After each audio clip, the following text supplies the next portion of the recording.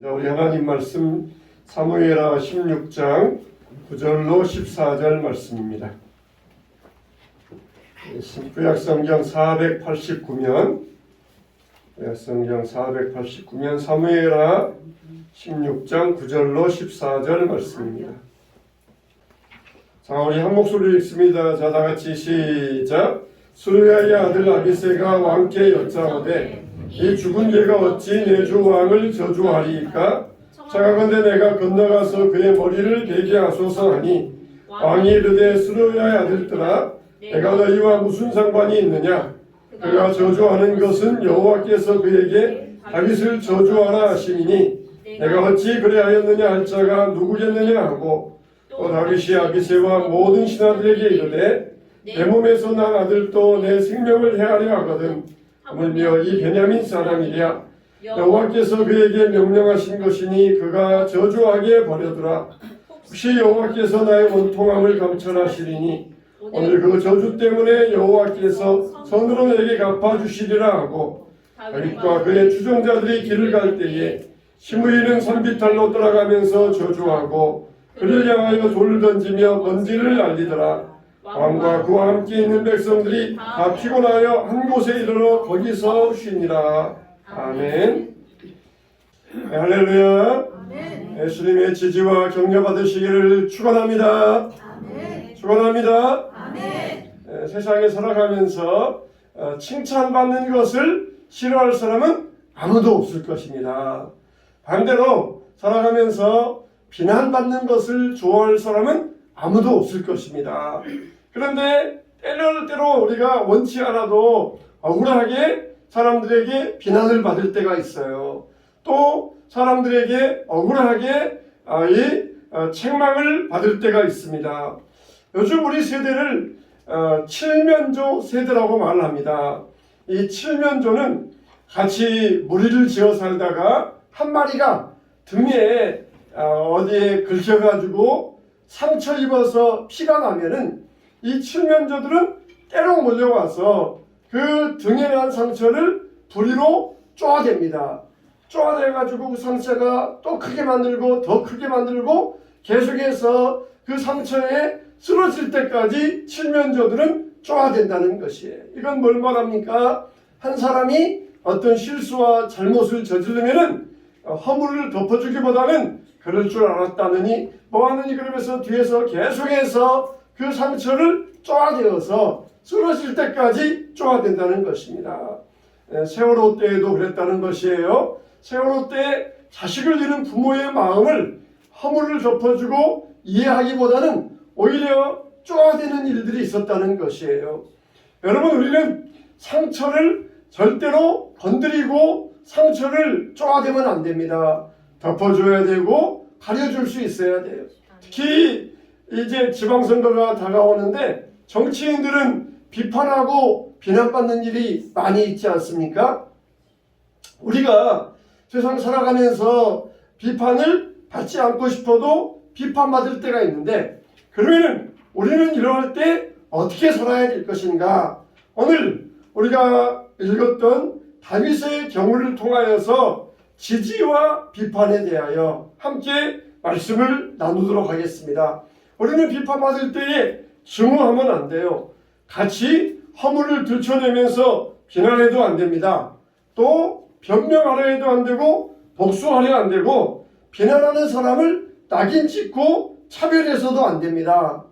첫째로 우리는 비난을 당할 때에 비판받을 때에 하나님을 의지해야 됩니다. 다윗이 아들 압살롬의 반란에 의하여서 맨발로 예루살렘 궁전을 떠나고 있었어요. 예루살렘 지역은 흙먼지가 많아요. 흙먼지 날리는 그 지역에서 서러운 가운데 아들의 반란에 의하여서 집을 떠나고 있었습니다. 그때 반대편 언덕에서 사울의 친척인 시므이라는 자가 나타났어요. 이 겁도 없이 시므이라는 자가 그래도 왕이고 쫓겨나긴 하지만은 왕이고 옆에 경호원들도 있었고 군인들도 많이 있었는데 이 사람이 일시적으로 겁이 없어졌어요.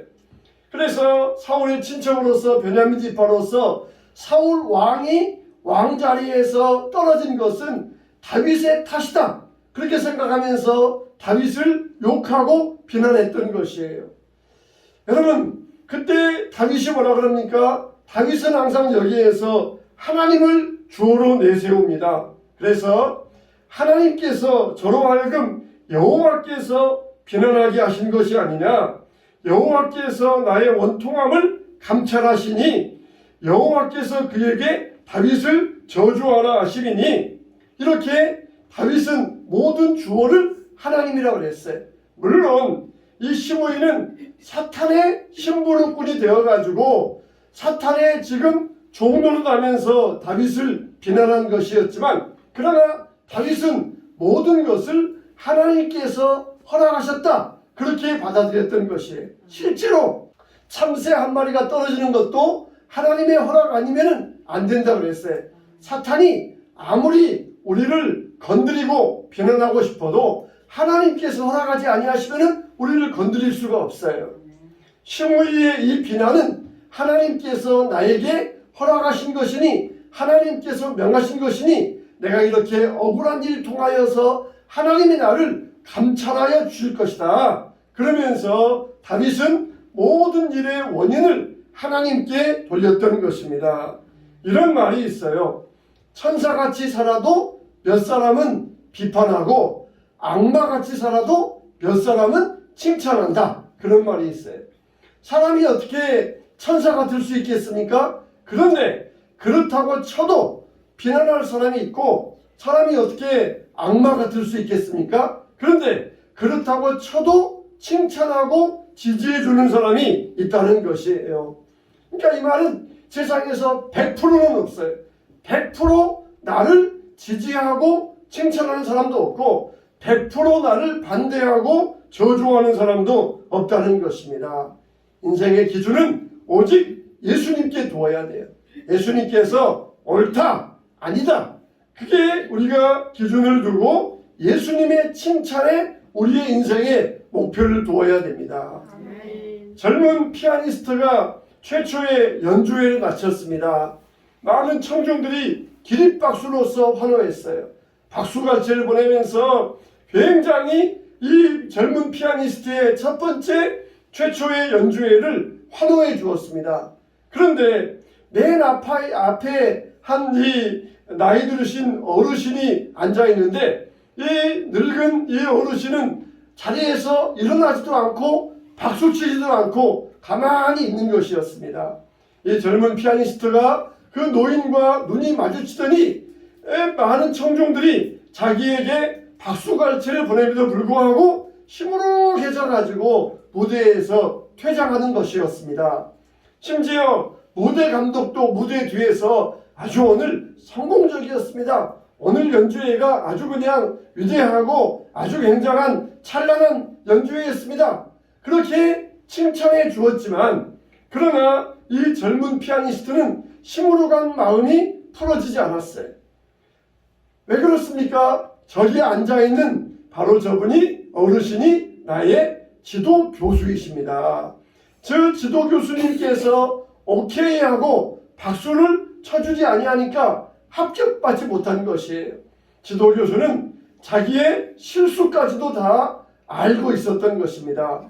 그래서 많은 사람들이 모두가 다 환호하고 갈채를 보내주어도 오직 한 사람, 자기를 진정으로 아는 그분이 자기의 실수를 알고 칭찬해주지 않았을 때에 시무룩해졌던 것입니다. 여러분, 우리의 칭찬과 지지는 어디에 있습니까? 모든 사람들이, 세상의 모든 사람들이 나를 칭찬하고 격려해 준다 할지라도 우리의 기준은 뭐예요? 예수님입니다. 예수님께 합격을 받아야 돼요. 예수님께 지지를 받아야 됩니다. 세상의 정치인들과 세상의 지도자들은 여론에 민감해요. 그래서 사람의 민심을 살핍니다. 지금 여론이 어떻게 되느냐, 민심이 어디에 있느냐. 그렇지만은 세상이 다 칭찬해도 예수님께서 인정하지 아니하시면 실패입니다. 반대로 세상이 다 반대해도 예수님께서 인정해 주시면 바로 성공인 것입니다. 오직 저와 여러분의 인생의 기준을 사람에게 두지 말고 예수님께 두시기를 축원합니다. 사무엘하 16장 10절에 보면은 스루야의 아들 아비새가 왕께 여짜오되 이 죽은 개가 어찌 내 주 왕을 저주하리이까 청하건대 내가 건너가서 그의 머리를 베게 하소서. 그러나 다윗은 하지 말라 그랬어요. 오직 하나님께서 해결해 주실 것을 믿었던 것입니다. 아비새가 다른 사람이 개입하기를 원치 않았던 것이에요. 하나님께서 저를 해결해 주시고 이 문제를 해결해 주실 것을 믿고 하나님의 손에 맡겼던 것이에요. 우리들도 하나님만 의지하시기 바랍니다. 아멘. 요셉이 바로 그러했어요. 요셉이 자기 아버지가 죽자 형들이 자기를 찾아와서 하는 말이 무엇입니까? 아버지가 살아계실 때에 우리에게 보복하지 말라고 유언을 남기셨습니다. 그러자 요셉이 울면서 말하기를 내가 하나님입니까? 당신들은 나를 해하려 하였으나 하나님은 그것을 선으로 바꾸사 오늘과 같이 많은 백성의 생명을 구원하게 하려 하셨나니 당신들은 두려워하지 마소서 내가 당신들과 당신들의 자녀를 기르리이다. 이렇게 이야기했어요. 내가 하나님을 대신하리이까 비록 형들을 형들이라고 부르지는 못했어요. 형들을 당신들이라고 불렀습니다. 그렇지만은 하나님을 내가 대신할 수 없습니다. 하나님께서 나를 애굽에 내려오게 하셨고 그리고 이로 말미암아 당신들과 당신들의 자녀들을 구원케 하셨으니 하나님으로 내가 대신할 수 없습니다. 두려워하지 마소서. 그러면서 형들을 안심시켜 주었던 것이에요. 요셉의 주어도 하나님입니다. 이와 같이 믿음의 사람들의 주어는 하나님이 되어야 돼요.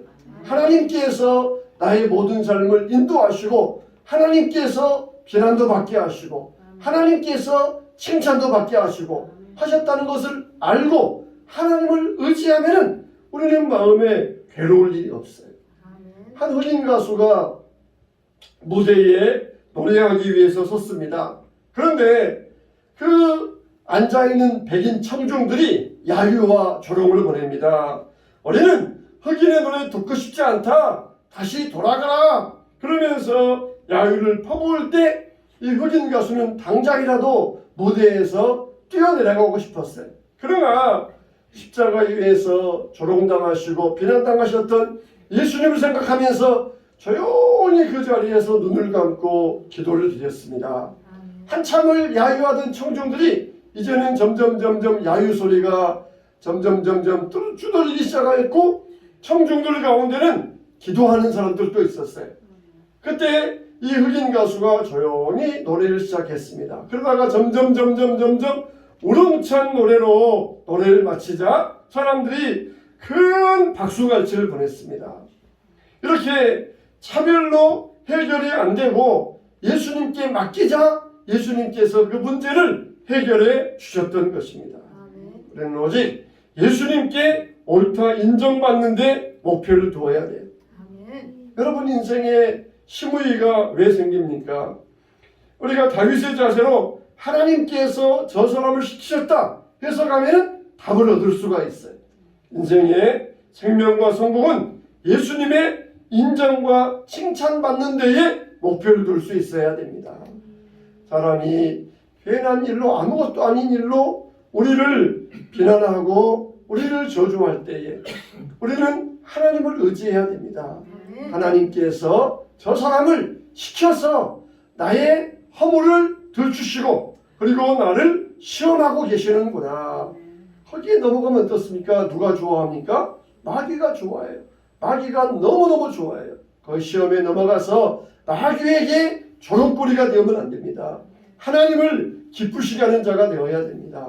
저와 여러분들은 어떠한 시험과 비난 가운데서도 하나님만 의지하시기를 축원합니다.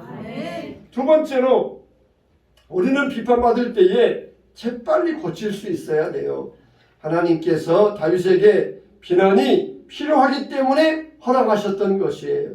하나님께서 우리를 훈련하기 위하여서 비난을 허락하실 때가 있습니다. 바이올린이 목이 부러졌어요. 그런데 그 바이올린은 굉장히 비싼 바이올린입니다.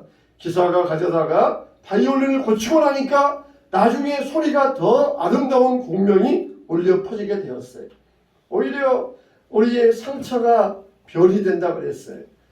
영어로는 스카가 상처잖아요. 그리고 별이 스타잖아요. 일종의 워드 플레이인데 상처가 별이 된다는 것이에요. 상처 때문에 별과 같이 빛나는 인생이 될 수 있다는 것입니다. 우리 인생도 생각지 않는 불행이나 역경이나 비난을 받을 때에 이것을 잘 받아들이면 유익한 길로 될 수가 있습니다. 다윗이 불행의 순간에 시므이의 비난을 받았어요. 그렇지 않아도 지금 마음이 아파서 아들에게 쫓겨가는 신세인데 상처에다가 소금을 뿌리는 격입니다. 그렇지만은 다윗은 참으면서 하나님께서 저로 나를 비난하라고 허락하신 것이 아니겠느냐, 그러면서 그 상처난 마음을 쌓고 눈물을 삼키며 갔을 때 하나님은 다윗을 다시 복권시켜 주시고 모든 억울함을 해소하여 주셨던 것이에요.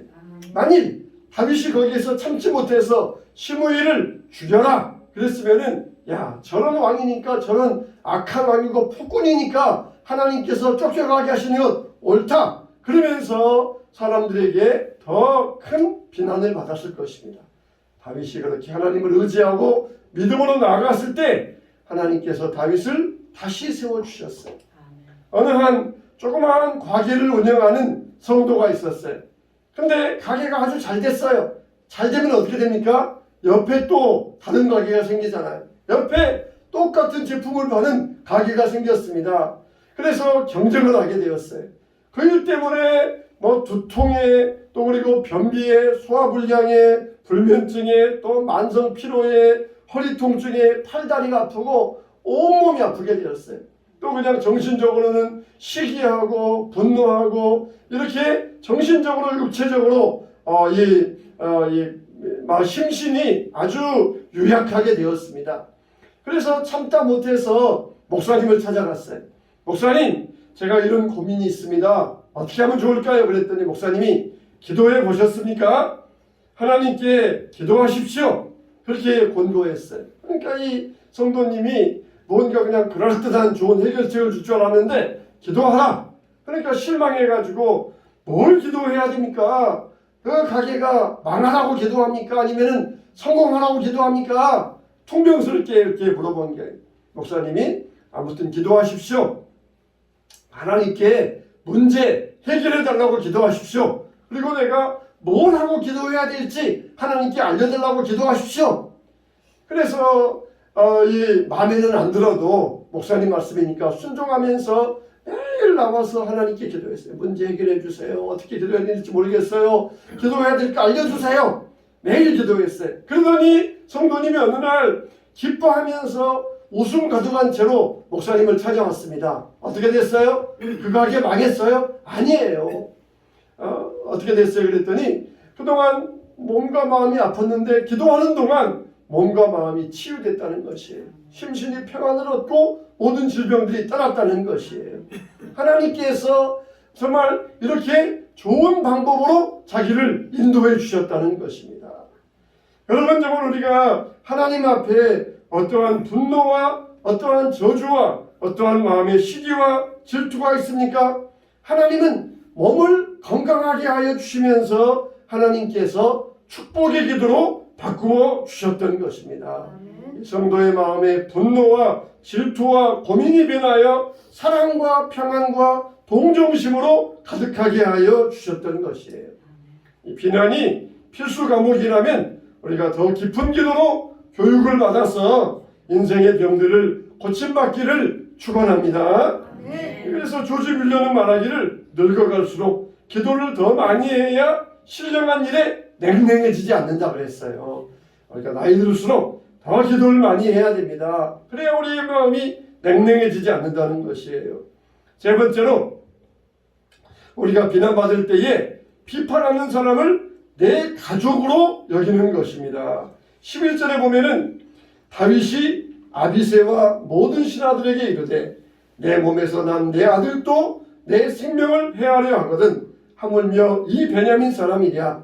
여호와께서 그에게 명령하신 것이니 그가 저주하게 버려두라. 그렇게 이야기했어요.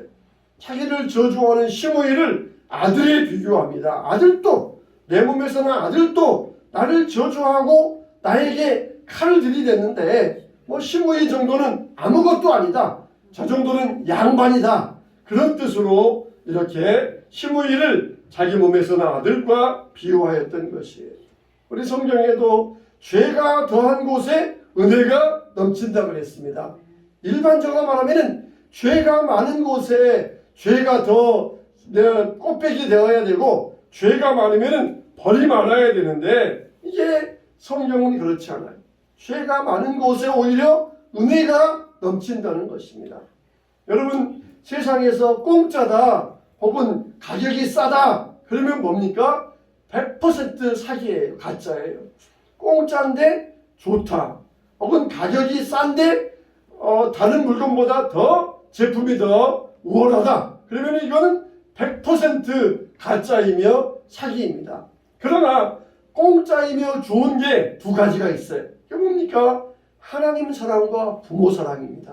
아멘. 하나님 사랑과 부모 사랑이에요. 아멘.